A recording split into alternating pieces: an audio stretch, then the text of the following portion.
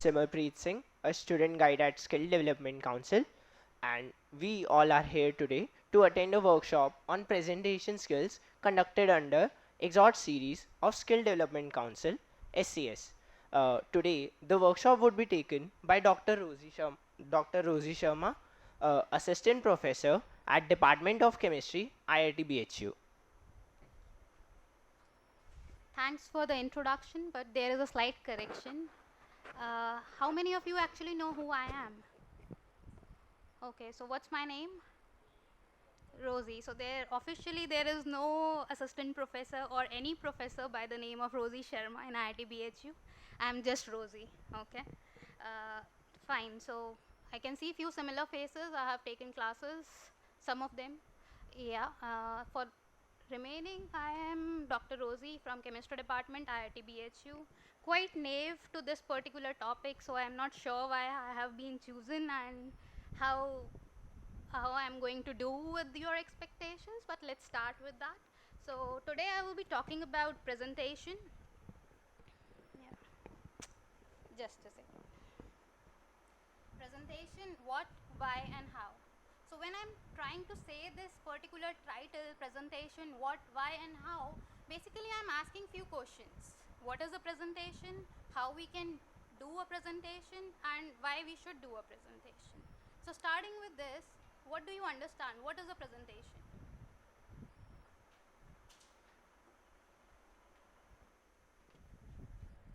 Hello बहुत सामने आ रहा है हाँ ठीक okay so what is a presentation? It's an interactive session, so I want answers from you guys. What do you understand by presentations?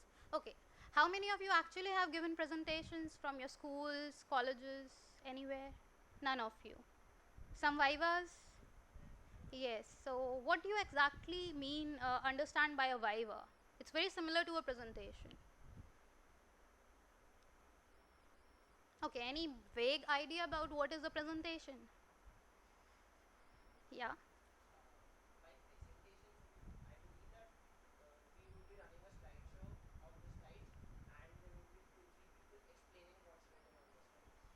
Okay, so I don't think that's the right way to define presentation. Yes.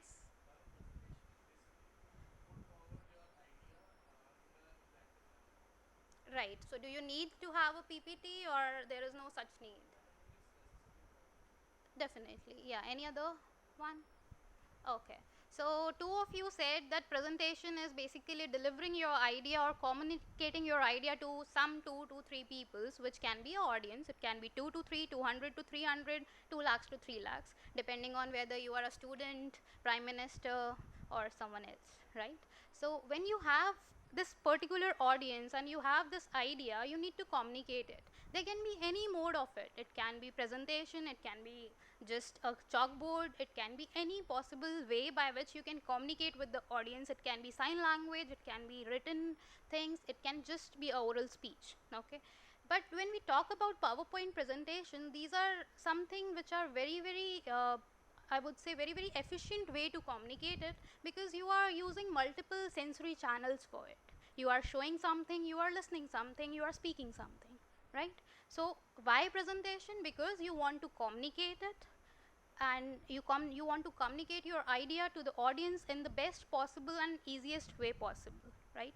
And then how to do an efficient presentation, that we will be talking about in next 30 40 minutes, right? Okay, so this basic presentation, as someone of you mentioned, that it is brought to you by Student Council Services, IIT BHU Varanasi, under the Exhort Series. And it's not coming up. Yeah.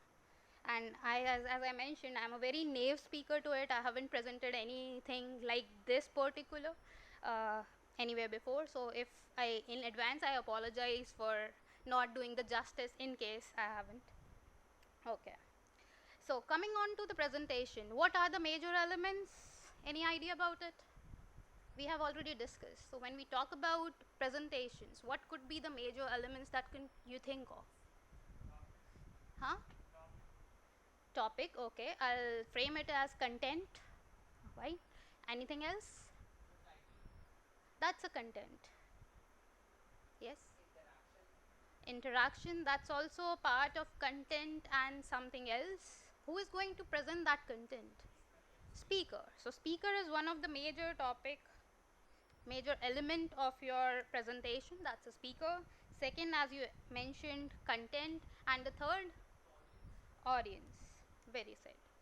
Okay, so basically when we talk about presentation, we are focusing on these three elements: speaker, content, and the audience. And when I'm talking about speaker, I'm actually overlapping with the content, because when I'm talking about content, content cannot be delivered if there is no speaker.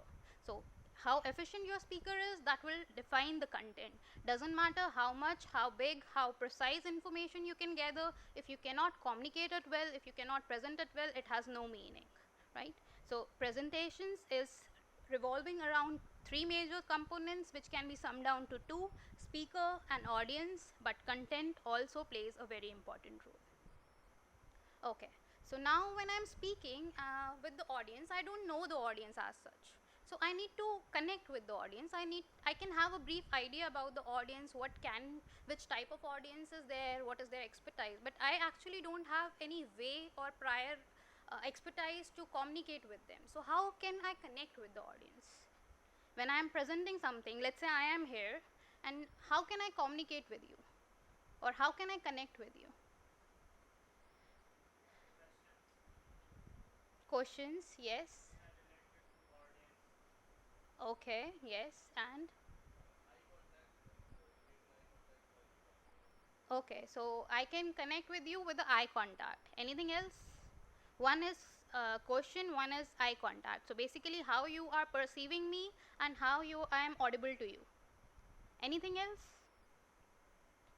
I listed two things: how you can perceive me, how you are perceiving me, and how I am audible to you. So, two visual and audible sensories. Anything else? Anything which is visible to you? The content, the way I have framed my slides, right? So there are two visual connections, which is slides and the way I presented, the way I communicated, the way I speak it. So these are the two major things that are going to be beneficial to me, or to be have a contrary effects on it when I am trying to connect it to you. If I am able to make a balance between these two visual things and the audible things, only then I can communicate with you. Otherwise, in the current situation, it's very easy to lose interest for you guys. You have the mobile phones. Online teaching has done a lot of problems with the concentrations, with the focus. If you cannot listen to me, or if you cannot see the presentation in a right manner, you will lose interest within fraction of seconds, right? So these two things you should focus on, which can be talked as multiple sensory connections or multiple sensory channel connections. So when I am speaking something, or when I am saying something, by nature, the first thing is, as a human, we are very visual persons. So whatever you will see will have a subconsciously some judgments you will immediately pass. If you cannot like the thing that you are seeing, you won't be able to, or you won't be have any particular interest in listening to whatever I say. So first appearance is, it leaves an impression. So this is the first impact: how your presentations are and how your body language is. That will give a first impression, and the second impression comes on how you are communicating with them, how you are speaking with them. That's the second impression. So basically, visual sensory channel trumps the audible sensory channels. If I am not presenting well, if I am not having a proper body language, I'll lose a portion of it in the audible senses. I lose interest of the audience in my text, in my speech, in my way to communicate. Okay. So to define that with an example, you can think of a slide which has a lot of text. You have been through a lot of online classes. It's very difficult to concentrate. Even I myself failed miserably in gathering the attention of the students, because when you are presenting, most of the cases in most of the classes you have seen is people just take the snapshots and put it on the screen. It has a lot of text, it has a lot of words, very few images, and there is no scope of question answers, no interactions. So when you have such slide which has a complicated informations for people to read or to look at, would you like to read it? No, what is the instinctive action to it? You get distracted from it, or you mute the things and sleep, right? This is the common thing that happened in last 3-4 years. So basically why this is so, because your slides are not appealing enough to attract the attention. There is not enough information. Maybe there is a lot of information but not presented in an appealing manner, so you lost the interaction of visual senses. And once you lost the senses, you have lost the communication with the audience. It's very difficult to bring the attention, because now with the impression of that slide, the person is already puzzled, so they cannot actually see, or they have already passed a judgment within 2 seconds subconsciously. It's a human nature. It's not a problem with a student or a teacher. It's a subconscious nature that as you see something, you immediately pass the judgment. And because of this poor way of representations or slide making, you have lost that particular impression. So it will be very difficult to actually ask the student to listen to you. So you will lose the visual and audible connections both. So you cannot basically form an balance or a bond with the audience. So when you have a slide which you have to read or which has a lot of text, the audience will not listen to you. Thumb rule: don't make slides with a lot of text, lot of information. So what to do? You need to have slides with more images. You can present the data in a very beautiful manner by making graphics, by making charts, by making data points. So you have few images, let's say 1 image per slide or maximum 2 images per slide, and you can give the freedom to the audience to understand that, to know what, according to her perception, to understand what is being shown to him. So accordingly, it will be easy to understand for a viewer, for an audience, and then you will be able to gather the additional interest that he or she will be listening to what you are trying to say. First impression has been delivered by your slides, then you have to just take the benefit and further hit the ball by saying good things, by saying or explaining that particular context that you are trying to show in the presentations. So easy to understand slides, appealing slides, then you will be able to attract the attention of the speaker. He will or she will be listening to you, and that's the way a effective presentation will be delivered. So basically, if you see here what we are talking about, an effective presentation relies on how you speak, that is paralinguistic plus words. What do you understand by paralinguistics? Have you heard about this term anytime before? Okay, let me, huh? Yeah. No. Body language. Have you heard about body language? What is it? Gestures. Okay, not precisely. Anything else? Yes. So if I am saying that, okay, you can leave my office, or I am saying you have to leave my office, what are the two impressions you will have of me? With the first stand, I am saying that you can leave my office. In the second stand, I am saying you have to leave my office. The words are same. So the second term, if you are looking at, the words are same. You haven't changed much of the words, but you have changed the way you spoke, and specifically you have changed the tone. So what impressions you get from the same words and spoken in two different manner? Yes. So first one, by that you can say, okay, you don't have time, or you don't want to communicate right now. You are telling them to leave the office. Maybe they will still feel that, okay, they can come again by calling you or by taking an appointment. In the second word, you are leaving a very bad impression that this person is very rude. They won't be able to gel up with you, or you are basically passing a negative impression, although you have used the same words. So the difference lies in the way you spoke. That is paralinguistic. Paralinguistic is basically a science, specifically a portion of philosophy that talks about, that understands or deciphers the way you talk, by your body language, by your hand movements, by your facial expressions, etc. So that is paralinguistics. So how you speak doesn't only matter with the word, but how you are able to communicate with it, what impression you are leaving. Are you just like a radio, monotonous tone, nothing ups and downs, you are not talking, communicating, emphasizing on any word, then it's meaningless. Whatever information you have, maybe it's a science paper, but that doesn't stand enough when you don't when you are not able to communicate it, when you are not able to make it interesting to someone who is just a layman, right? So for any efficient speaker, you have to know your subject and you have to deliver it in a manner that everyone sitting there, doesn't matter if he belongs to the field, if he knows the field, doesn't matter, you should be able to deliver it to a fact that he will go home and read it. That's the way you are going to speak. So that emphasis should be there. Then the composition of slides, that is the content. Aesthetics, content. By aesthetics, what do you understand? Visual appearance, right? Design, organizations, color schemes, etc. is aesthetics. Plus, what doesn't matter if you are making very beautiful slides, but there is nothing there. That is also not good. So there will be a balance of how good your slides are, how good looking they are, and how precise and crisp the information in it is. You need to have a balance. You cannot just make a beautiful slide and say nothing, show nothing.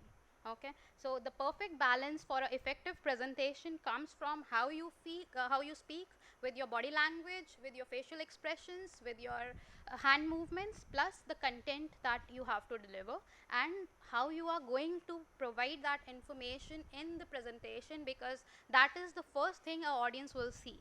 So if you are able to show a good slide, they are already attracted towards your appearance, toward your content of the things, and then you just need to take advantage of that already holded attention with your language, with your way to communicate. Okay, so if you see this, what do you think? To be an effective presentation presenter, whom in control it is with? The way the person who is speaking, both of the things are is in your hands. You are not talking about audience. So both are in control of speaker, and that's why you are the only person who can control and conquer the stage. If you want to be an effective presenter, you have to talk about these two major things. These are kind of key, two important parameters that is going to decide if you are able to deliver it and not. So if it's that easy, if everything is in my control, why I am not able to communicate it that better? Why everyone is not a good presenter? What could be the problems?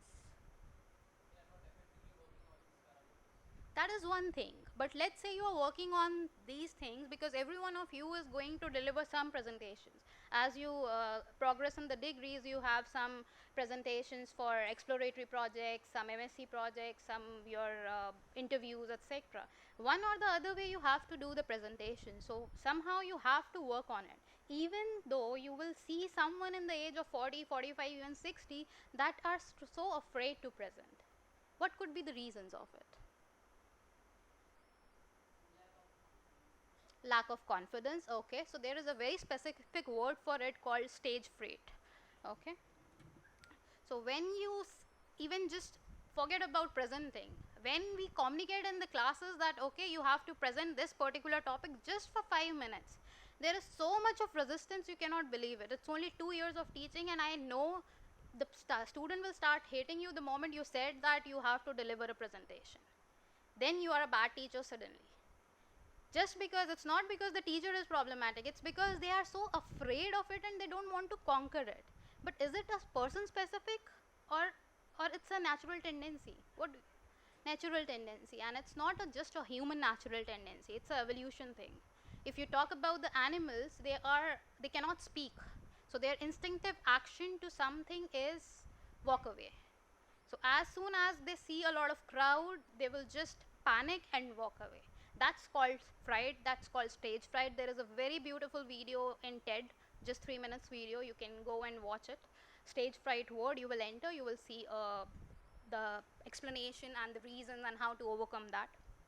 So when you talk about the stage fright, it's basically something that stops you from presenting well, that is attacking your confidence, and this is a natural process, so you cannot suddenly overcome it. You can just mitigate it, you can mellow it down, and this happens because there are a lot of biological reasons. There are a lot of neurotransmitters releasing just because you have to see the lot of audience. If you cannot see the crowd, if you do it in front of the mirror, you won't be feeling that conscious, you won't be feeling that nervous or dizzy. It's because of the audience you see, then you start feeling that dizziness, that numbness, the nervousness. And believe me, even after 100 presentations, you will still feel it. The difference will be if you are feeling it for the whole tenure or you are feeling it for just 10 seconds. If you can see my if you can actually focus on my voice, it was initially for 10 seconds, it was a bit slow or there was a bit of confusion in it, but now I'm in flow. I can say that that's how you overcome it. You cannot remove it, so just even don't concentrate on removing it. You just need to say that, or you just need to analyze that what are the problems in me that are holding me from presenting well or communicating it. Secondly, how to control it. And the reasons for that are you are not prepared well, you don't practice well. Since, as I mentioned, it's coming from the evolution, so you need to do a lot of effort for it. So you need to prepare for it, you need to practice for it, and you need to relax for it. You need to accept that, okay, I will be nervous for 10 seconds, but I don't need to give up there. I need to build the confidence from there. I need to hold up from there. For first 10 seconds, it will always be nervous. You always feel dizzy because everyone is new there. You don't know how you are going to connect with them, how you are going to communicate whatever you want to communicate with them. So that 10 seconds is your buffer time. You have to take care of yourselves. So there is a very important term called icebreakers. We will be talking about it later on. That helps you to overcome those 10 seconds without even starting the presentations, right? So when we talk about stretch rate, we are saying that, okay, whenever I have to present something, I will feel nervous. That's very natural. That happens to everyone. You just need to hold on yourself. You need to bring your confidence back that you can do that. And that will come only if you have prepared well, you have practiced well. So what you should do, you should think logically. As soon as there is assignment uh, given to you that you have to present for 5 minutes, 10 minutes, whatever the time is, you just need to prepare for it. Don't do the last minute preparations. Suppose you have been given this assignment 1 week ahead, start reading about it, that okay, this is the assignment and this will be my audience. I will be communicating to this particular level of students or speak or audience or whatever, like a viva or interviews, whatever. Whenever you are presenting, you know what to whom you are going to present, so you can think logically that why this assignment is given to you, what is the purpose, what they exactly wanted from you. So think logically for the purpose of the presentation. That will help you to frame the content. So then be aware of the audiences. What is the level of the audience, what is the expertise of the audience, and what they are exactly expecting from you. Fine. There will be some audience which actually expect you to not perform well, so you need to be prepared well as well. You need to be sure about your content, and you can only be sure about your content by knowing the content. As I said, you need to know your purpose of the presentation and then prepare well. Once you have been given the assignment, that's a title. That doesn't mean that you need to read only about the title, because there might be a 7th grade student whom you need to show something or present something. You need to prepare accordingly. So you need to read the basics, fundamentals also, which you might have forgotten, right? So you need to prepare your content. You need to go through massive reading. You need to do thorough research on your topic, prepare the content, then decide on the level of the audience what and how much to deliver. Gathering extra information is not a problem, but delivering too much of information is very, very bad idea. No one wants to listen to too much of gyan.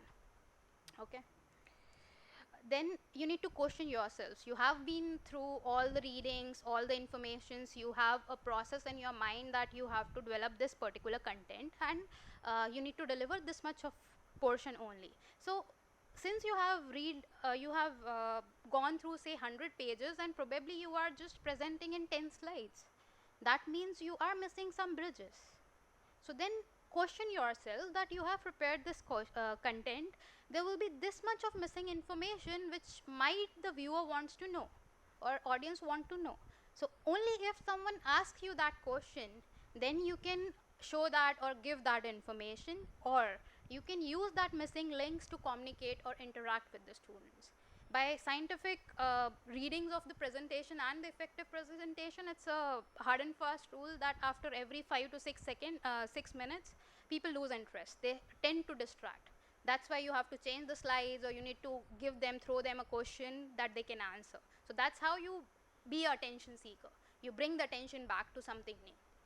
Okay, so when you are already prepared that okay, this much of information is given, but there are some missing links to it which might be necessary to give, and that can be used in double ways. Either only when the person wants to ask, then you deliver that information, or you can use that in your favor by interacting or by throwing a question to the audience. Okay, then the basic rule is prepare, breathe, and practice.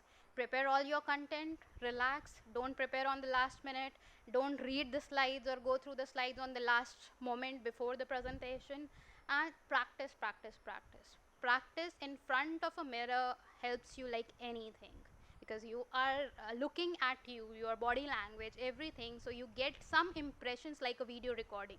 You can analyze from that.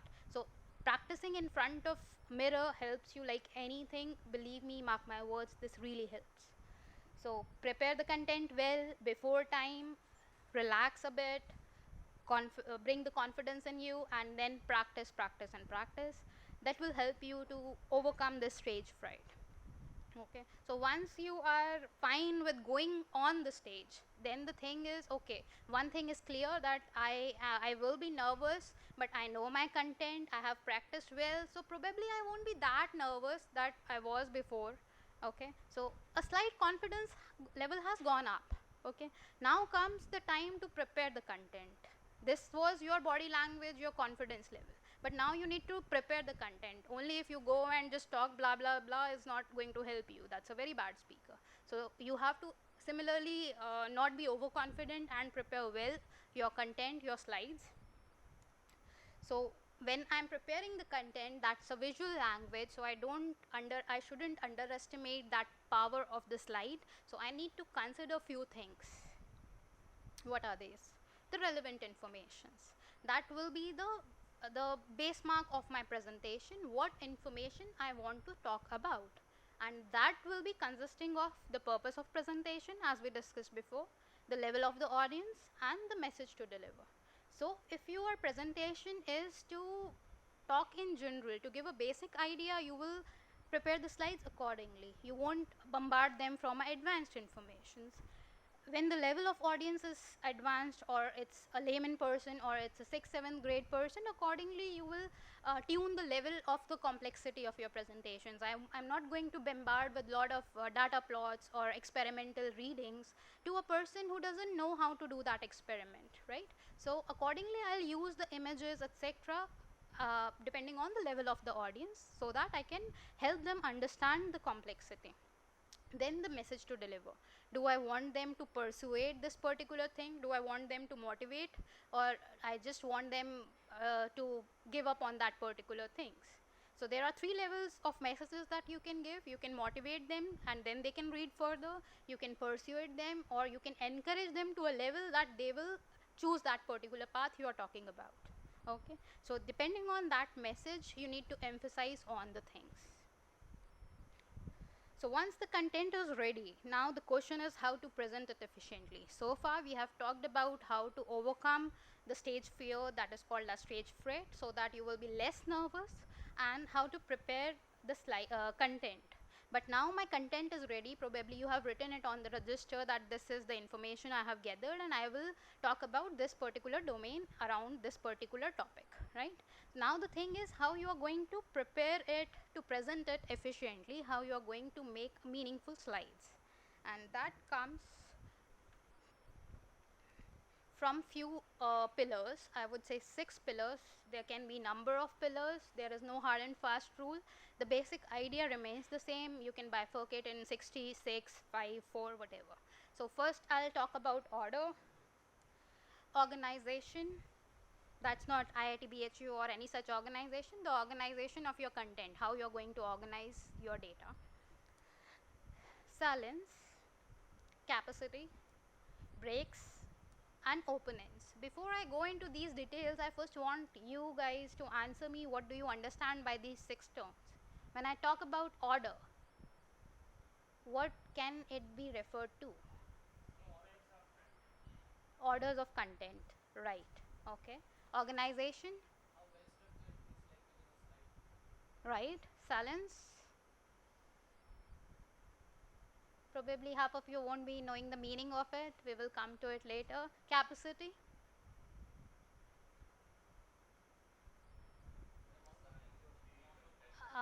Yeah, so the amount of content you want to communicate, how much information you want to communicate. As I mentioned, too much of information is not a good idea. Fine. Sorry. Breaks. Funny elements, right? Puns, pauses, breaks, or you can say icebreakers, as I mentioned. And the open end.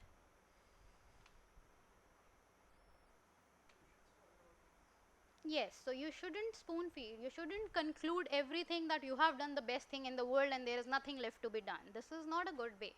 If you, I don't know about you guys, but in general, we have a tendency to appreciate those pictures or movies or web series where they leave you blank. That, oh, what happened after that? Will there be a second season or not? That excitement should remain, and that is the open end here. Okay.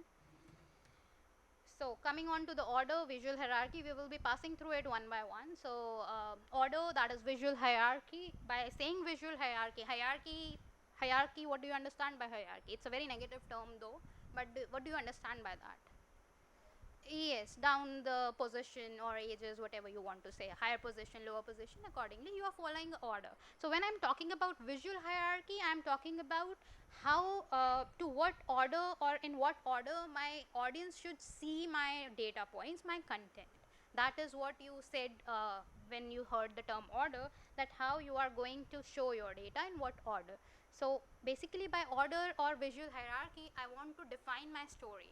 And when I am defining my story, I need to follow an order. I don't want to bombard someone with, okay, let's say you are explaining someone a movie. What is the worst way of explaining a movie? Right, exactly. So, and what is the good way of communicating a movie? Just only starting, or why?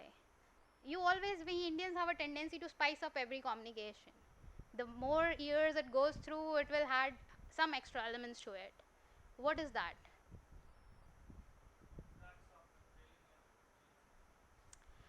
Not really. Basically, when we talk about a story, we talk about four basic elements: background, what's done, your idea, and how it is better.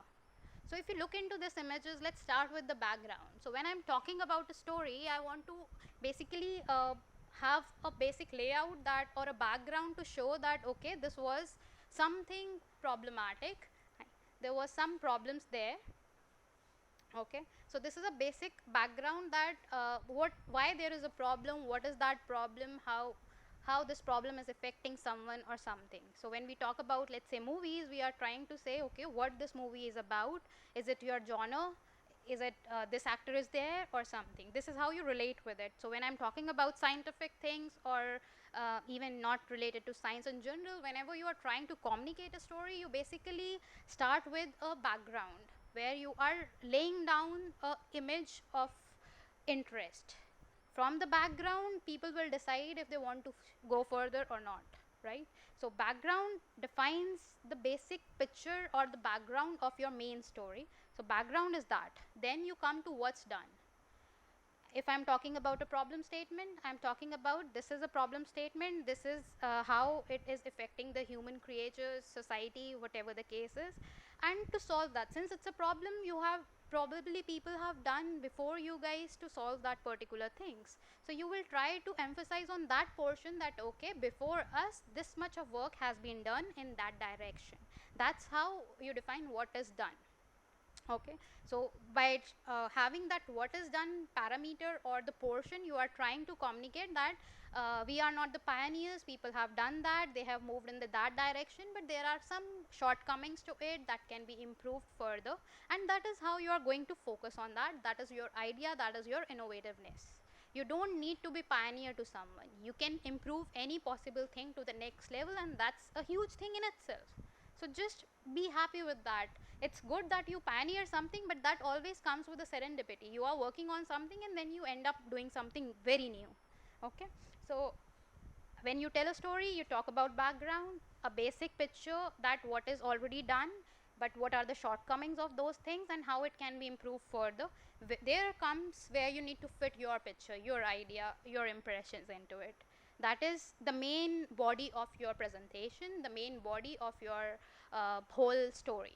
Okay, in your idea portion you will be talking about, mostly your time should be divided in a manner that you will be focusing, let's say 70% of your time in your ideas, and then you will show them by conclusions, by results and discussions, that how it is better, whatever you are focusing on, how it is appealing, why they should invest in it, why it should be like it should be pursued further, why you should be awarded for that. All such sort of question should come to the conclusion. So when I'm talking about story, order or visual hierarchy, these four things or four elements are in my mind. I prepare the order of presentations accordingly.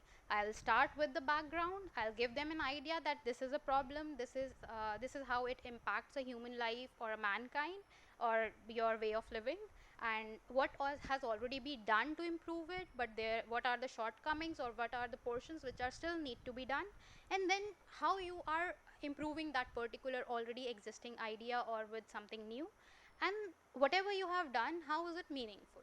So this is the whole idea of your presentation from starting to the end, right? So this is visual hierarchy and the order. If you are sure about this, there is very low chances that you will go wrong with it. Okay.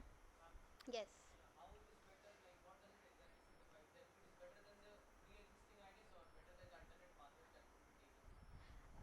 It's both are the same. If you are talking about the alternate pathways, that is how people have solved it. But when you are going to another pathway, it should be better. Otherwise, why you want to go to an alternative pathway? Maybe it should consume less chemicals, less energy, less manpower, whatever the case is. But it should be better than already existing alternative pathway. So when you are talking about how it is better, you are even when you start the problem, you have to think about it. Okay, you are going to this path. Why you want to pursue this? If it's not better, there is no point in investing time there, right? Time, resources, energy, whatever the case is. So when you are pursuing a statement of problem, you need to be very sure that okay, by your methods, there is a chance that you can improve. Many experiments fail, almost 90% experiments in any country fails, but the 10% does the job. Okay, so any other doubt? No. So basically this is your visual hierarchy, the order, that was the first thing. Then we come to the organization. We talked about, if you go back, you talked about organization and silence, that we will be talking about here. Organization and aesthetics, silence, discriminability, everything here. So here I am talking about three words, I'm talking about two pillars. So what is discriminability? The quality of being distinguishable. Okay. The other word, aesthetics, how we form a judgment based on appearance. So aesthetics is not this exact definition, it's a science, a philosophy that studies when you see a picture, what is the impression you automatically pass without even thinking. Okay. And the silence, that is the quality of being particularly noticeable. I would term it as attention seeker. Okay, so we are roaming around these three words in two pillars, organization and silence. Why I am giving so much weightage to it?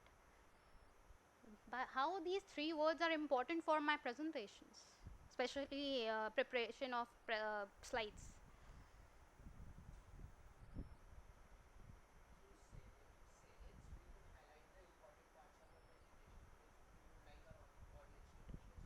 Yes. Okay, so that is one thing, and the other two.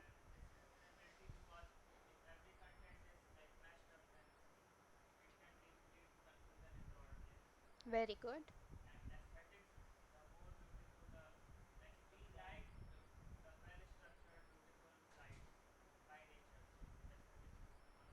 Right. So when I talk about these three words, I am basically defining all the appearance and the content of my slides. If I am paying attention to discriminability, that is the quality of being distinguishable. I am throwing 10 ideas. I want two of them to be noticed. That is how I'm going to discriminate it, and because I want them to discriminate it, I need to focus on the salience of that particular two parameters. So that is the emphasis. So discriminability and salience is very much connected to each other. If you want something to be discriminatable, you need to focus on emphasizing, highlighting that particular discriminable portion, right? And the aesthetics is overall representations of your slides. When I am talking about a slide, I am basically I need to first see that it looks appealing. There might be a beautiful content there in words, but I am not able to deliver it because it's too wordy, too crowded, too many images, too many data points. People will lose interest. So aesthetics, you need to pay attention to it, because there you will lose the first instinctive action. If the appearance is not good enough, they will not be able to listen to you, they will not be able to focus on your slides. So all these three parameters decide how your story needs to be presented in medium of slides. Fine. So how to do that? So if you see here, there are 6 points listed. Although if you look at the parameters of a good presentation, they always mention you shouldn't bullet them up. But here I am doing it by a different manner. You are still focused to my bullet points because there is change of colors. There are some changes in the question marks, there are very small words, etc. Right? So if you see the bigger picture, it says a slide deck shouldn't say look at me, it should say look at this. So when we talk about aesthetics, the basic layman version of aesthetics is to look beautiful. But I don't want my slide to look beautiful so that people look at the slide and forget about the content. That's where the background comes into picture. If I have a very appealing background, I won't be able to focus on the content. So I need to have enough room in my presentation, enough white spaces, enough mellow background, so that my content will be highlighted, not the background. Okay. And when I say that it should say look at this, in that case I have removed the aesthetics of the background, but I have increased the aesthetics or the silence feature of my content. And that can be done by few things only, because the only power you have is either the image or the text. When I come to text, I am talking about the font sizes and the font types. I have seen many presentations where people use red, blue, black colors. Some in same presentations you have like 7 colors, 5 italics, 4 bolded up things. I'm not able to see those things visually. It doesn't catch my eyes, it irritates me, and where that's a negative impression I left, right? So how to deal with that? You need to, it's like you can treat it as a thumb rule. You never take more than 2 types of fonts in the whole presentation. You should be consistent with the font sizes and the font types. You can use 2 to 3 font types, but not more than that. And why I'm specifically saying 2, because one is your main title and the other is the body. So it's worth it to have a different body and different title text, because I want to have different attention in those 2 things. That's kind of paying silence features to that, right? So in that case, I'll have 2 font types, one for the title, another for the body text. Same with that is font sizes. I can have few words in between which are coming out by bolding them, by making a little larger sizes, but the font sizes neither should be too smaller or too big. If they are too small, you are asking the audience to read it by paying attention. You cannot even expect your audience to work for you. It's impossible, right? And then if you are making it too big, it's crowding the whole situation, then your room is not there. So you need to have optimum size. Mostly people say that 20 to 24 font sizes are good for body, and 35 to 40 is good for title. Okay, so that is how you are structuring the text you are referring to. So font type and font sizes, don't use font sizes more than 24 for the body text and less than 35 for the title. Next comes the text. So when I say text, I don't want the sentences to be too large. If it takes me 30 seconds to read the sentence, your slide is dead. You don't want to read out your slide, because then, as we said in the first image, that when you read the slides, you cannot listen to the slide. So if I am throwing a presentation mode of a slide where the audience goes to read that particular word, I lost the interactions, because then he will be focused on reading, not listening to what I speak. Fine. So then I am disrupting 2 sensory channels that I was focusing to make a connection with the audience. So you should not use very lengthy sentences. Length should be very small. you shouldn't have more than 30 seconds to read that particular sentence. If it's more than that, you should give up on that. Font color scheme. So font size and font types we already said. So font color scheme is something, as I mentioned, 7 colors in one same thing. Even if I want to emphasize on one particular word, I can use the same color in different sentences. If I am bolding it a particular word in blue color, let's say, that means out of all the blacks, that one word is in blue color. In every sentence, if that out of all the black words one word is blue, it is attracting the same amount of attraction. Why I'll go from blue to red to black to yellow? There I will lose the interest. So font color scheme should be precisely decided. It shouldn't be very gaudy, it shouldn't be very low or very like feeble, cream color, etc. You shouldn't use that. Then comes the animations. If we have a lot of information to share, what to do? Not to do in one slide. You can use the animation. Every information comes one by one. Okay, so when it is coming one after the other, you are basically giving room for the next information to come. Before the next information is thrown to the audience, they have already understood the first information. Only then you will click and the next one will appear. While making the animations, it is used for movement, for appearing or for removing particular thing. You shouldn't use the complex animations. There are many animations that jumps one over the other or that twist before appearing. Those are not a good idea to use. You should just use them as a mode to throw the information in one slide one after the other. Don't complex the animations. Don't use the fancy animations where you are jumping them, twisting them, rolling them, etc. Okay, puns and icebreakers. I was from the beginning very much emphasizing on the icebreakers. What is the icebreaker? How many of you have broken an ice slide? Of course, everyone, I'm sure. Right? But the problem is now you guys have cubes, so it automatically rotates and you do that. In previous times, you used to have a perfect hammer mode that breaks the ice. That is called icebreaker. When you are doing every possible thing to have the attention of the audience, but somehow you are also communicating with them through a lot of scientific data. As I mentioned, by science, as science says, every person lose interest in 5 to 7 minutes. There will be a second thought coming. Doesn't matter even if you are meditating, that's a common rule. You cannot focus from more than 2 to 3 minutes. Ideally, I am extending it to 5 to 7 minutes. So in between that, what should I do? I'm knowing this fact that every 2 minutes my audience will lose the interest. If I am like here, I am spending time from last 2 to 3 minutes. So I should assume that you are not able to focus enough on this particular slide. So how I am bringing your attention back to this particular thing?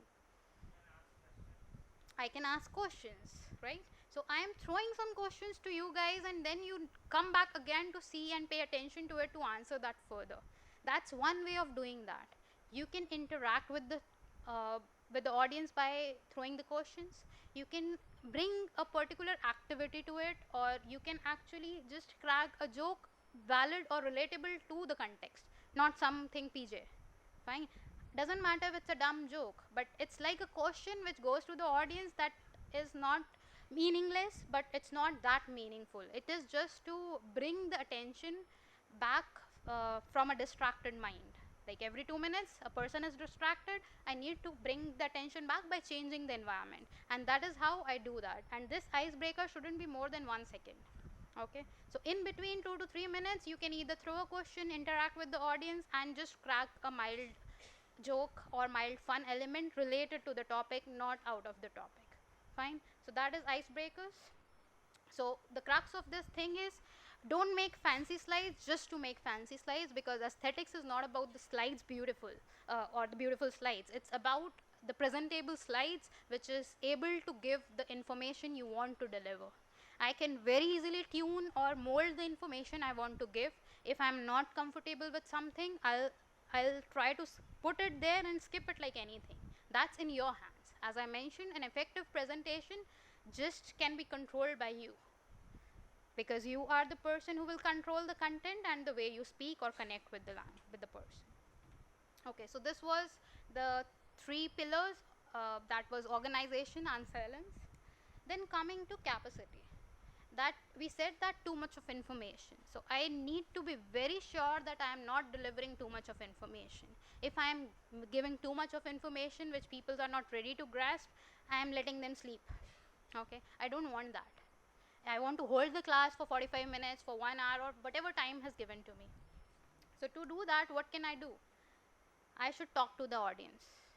I should underestimate a bit of them. I know that okay, these are BTech first years, they will be knowing some facts about it, but I should underestimate in the sense that okay, there might be people coming from different backgrounds, they might not be able to understand English, or some might not be able to understand Hindi. So I need to first communicate with them, and then I should make a balance out of it.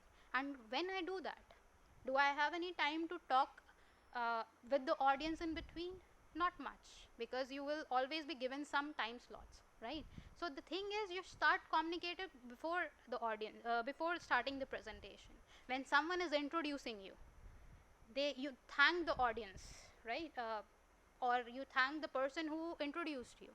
When you are thanking the person who introduced you, you can actually throw some information about you which can be taken up by the students. As I mentioned, that my name is not Sharma, I am just Rosy. That's the way I interacted with you. I already started a connection there itself, right? So that particular 1 minute or 30 seconds time is for you to very beautifully use to build a connection which is more than what you are going to present. If you have already made a connection and connected with the student there, they will be ready to listen to, or they will be excited to listen to what you are trying to talk. Okay, so talk to the audience. You have a buffer time of 30 seconds to 1 minute. When someone is introducing you, you can utilize that. Leave room for interactive discussions. When you are preparing the slides, as I mentioned, that there will be some missing bridges, and you can very easily and impactfully use them to have the interactive sessions. Those missing information, you can ask them. Like here, when I was talking about pillars, I have just mentioned the boxes with names.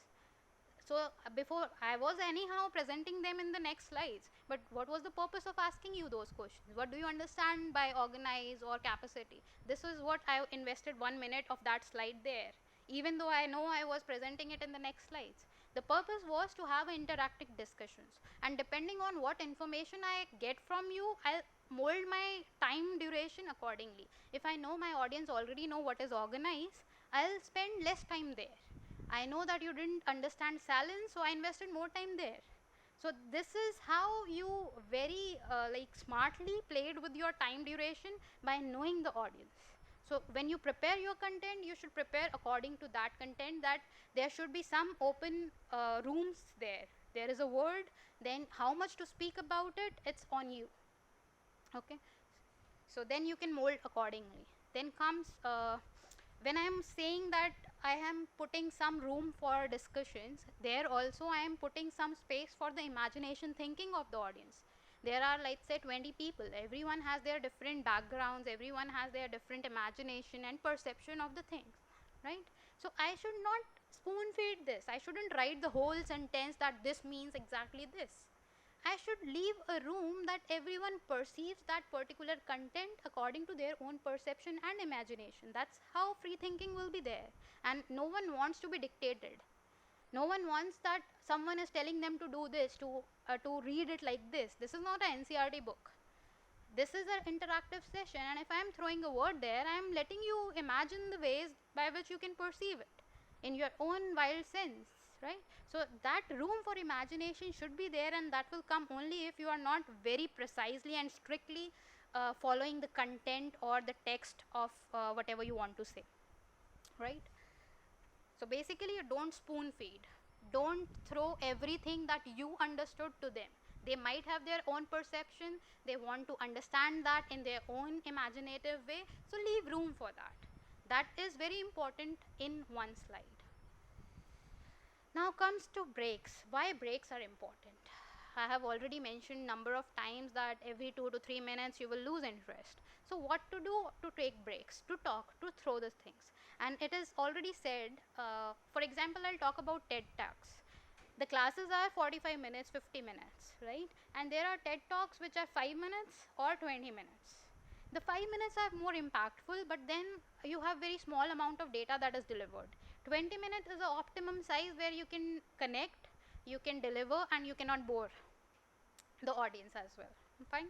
So in that case, what you should do, you should prepare your slides accordingly, that there are punches in between, there are icebreakers in between every 5 to 7 minutes, because you cannot introduce punches or icebreakers every 2 to 3 minutes, because then you won't be able to finish in your time durations. So you have to have a particular idea about your time that you are taking in every slide, plus how you are going to actually deliver and which point to deliver those punches.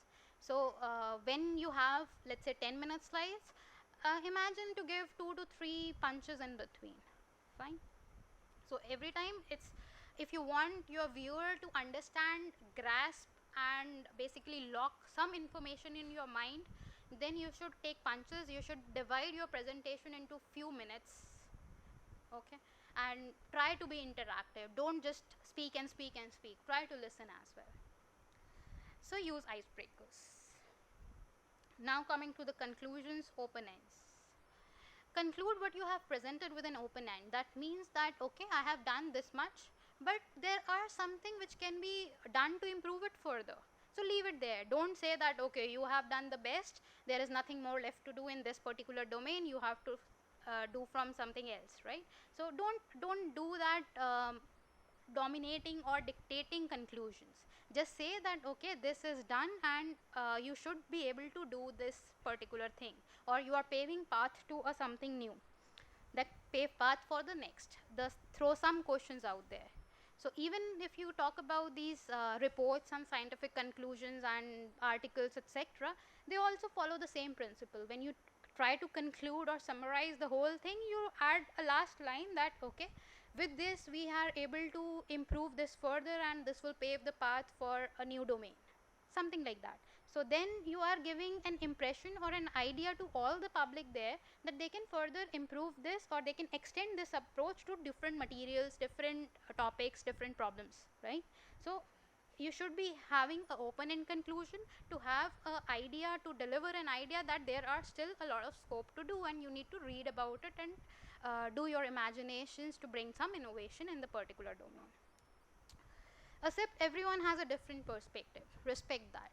So after your presentations, if you are in discussion mode, there might be someone who can say, okay, this is wrong, probably this is not the way it should be, or there is something fishy there, something can be there.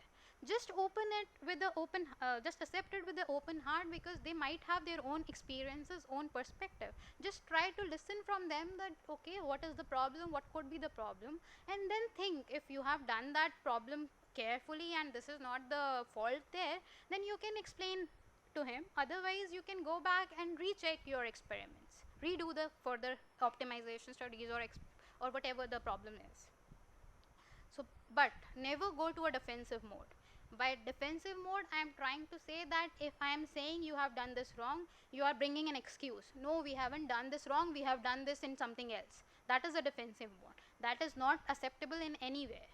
And many people, maybe at homes, your mothers have scolded you for something. If you just say sorry, you will have less less aggression. If you say, no, we haven't done this, it's not my fault, there will be another slap coming in, right? So exactly the same thing, don't be defensive. Accept the questions, suggestion, criticism as an opportunity to improve further, because sometimes you are also human, you have a limited thought process, the other one has a different imagination, if different thought process. So if someone is looking at your whole results and whole way of picturizing something, they might be able to add something which can say that may improve your impact further, and that can be done only if you listen to them. So in proofreading, if you write something, some articles, usually the practice is you give to someone who never read it before, because then he doesn't have already some picture in the mind. They read the words accordingly as it is written there, so they will be able to find mistakes. If I am reading it again and again, already I know what is the next word coming. So logically, I'll skip some words. The same thing is there. When you are presenting it to a broader audience. You should accept whatever is coming. It might be appreciation, it might be criticism, But even if it's criticism, you should accept it as, okay, this might be a problem, I should rethink it and I should redo it, right? So that's an open thing. So now your content is ready, you already molded your stage fright, you are a little confident, all the aesthetics, everything is in place. Now it's time to act, to communicate. You are on the stage. What to do? Relax and breathe. As I mentioned, when someone is introducing you, you are getting a buffer time of 30 to 40 seconds to breathe, to relax, and to think how you are going to use these next 30 seconds to communicate with the audience before even presenting. Okay? Be confident, interact. So all these is happening within the 30 seconds of introduction. Okay? Then comes the presentation. Then you talk about your slides. You talk about the content you have prepared in a visual hierarchy order. You try to communicate it in a best or easiest way possible to make a connection, both visual and audible connection with the audience. And in between, to have the attention stick to you, you have to crack some jokes, you have to have some humor there, and you need to throw some curious questions.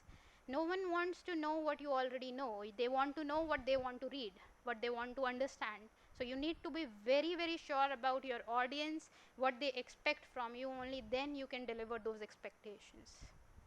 Okay? So finally, the only thumb rule I know is, don't expect that audience will invest effort in listening to you. You have to snatch their attention by putting up the show, and that is your biggest competitor is your phones. So every classes have the mobile phones. So if we are not paying enough attentions, you will very immediately go back to scroll something, to do something. So it's your job to snatch the attention to be effective presentations. Thank you. Any questions, any feedbacks is appreciated. I hope I don't let you down. Yeah. Thank you.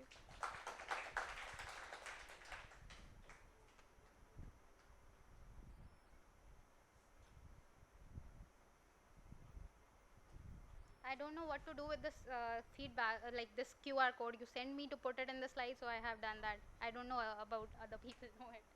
Yeah. Thank you, Dr. Rosy, to give us deep insights into how to improve our presentation skills. The QR code is the feedback form for the session. I would request the audience to scan the code and give the feedback for the session. Also, I would like to call Dr. Supriya Mohanty, uh, the, facu- uh, the faculty coordinator of Skill Development Council, on stage to honor Dr. Rosy with a small token of gratification.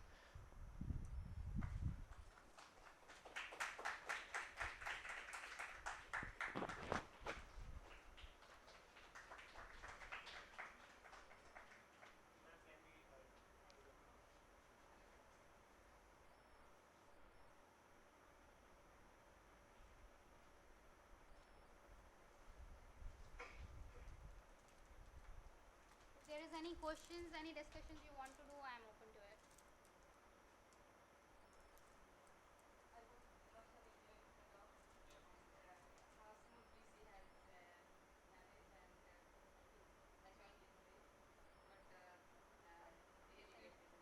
Thank you.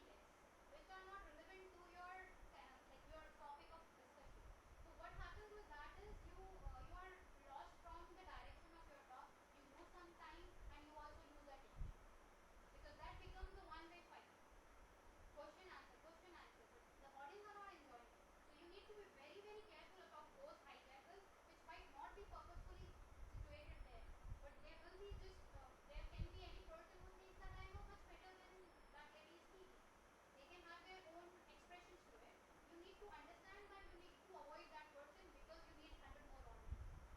Same happens if you go to teaching. Every time there are some people who are not paying interest. They are creating nuisance too. Now it's your decision that in 45 minutes you want to focus on 99 more students or 5 low students. So you ignore them and then you try to communicate or deliver to the person who is interested in.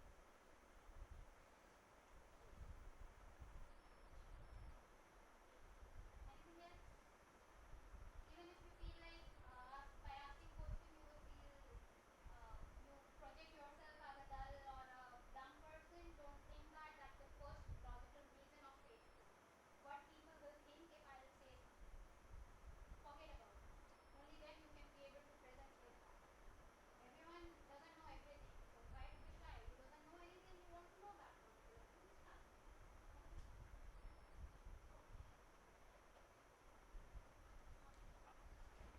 Thank you, Rosie, ma'am. Dr. Rosie. There are two short announcements for the audience. Tomorrow, we'll be having another session on professional writing under Exhort Series, and at the same time, everyone is requested to attend the workshop. Secondly, for attendance, the laptop is kept over there.